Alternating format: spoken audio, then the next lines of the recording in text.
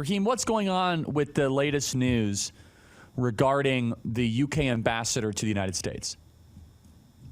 Yeah, it's a really important story, really fascinating sequence of events because, of course, whether or not people really still think about it, the United Kingdom is America's largest military ally. It is one of America's largest economic trading partners. And so the embassy, the ambassador, and the interoperationality, when you look at Five Eyes, when you look at NATO, when you look at the bilateral information sharing, intelligence sharing that goes on, that's a pretty big deal. There's a reason that the British Embassy is one of the largest in Washington, D.C., and it speaks to the fecklessness and arrogance of the British government that for so long they have appointed ambassadors who are nasty about Donald Trump, who have said horrendous things, who have terrible things in their own past. And the latest to be floated for this plenipotentiary position is Lord Mandelson. Now, I don't necessarily expect everyone to remember or know who Lord Mandelson is, but in brief,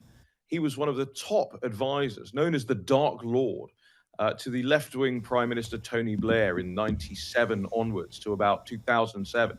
He was deeply responsible for Britain's social and economic decline. He was deeply responsible for drawing the UK closer into the European Union. And so the idea that Keir Starmer, the current Prime Minister, would shove somebody like Lord Mandelson into the embassy in DC and expect him to be taken seriously is a great affront to President Trump. It's a great affront to the American public and what they voted for.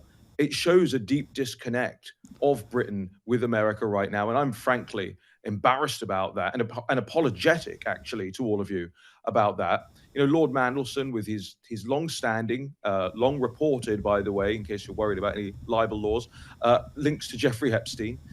Lord Mandelson, who has said some of the most skullduggerous things about Donald Trump. He simply would not be able, and by the way, still pulls, I believe, a pension from the European Union. So where do his loyalties lie?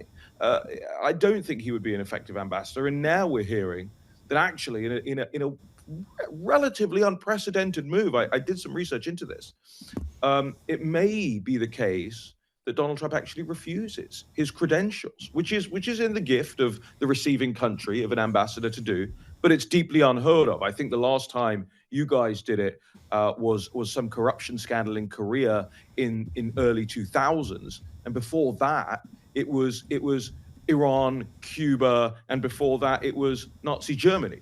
So for that to be considered at that extent actually is a major diplomatic move that we need to pay close attention to. It tells you something.